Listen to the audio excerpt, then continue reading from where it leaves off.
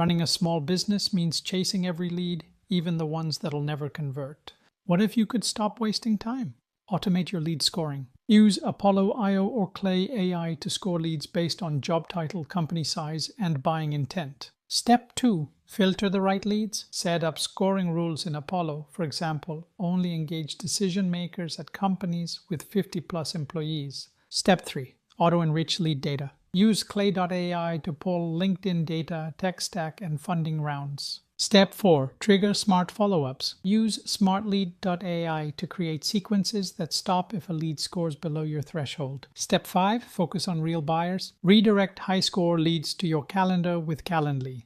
And just like that, you've saved hours by avoiding follow-up on unqualified leads.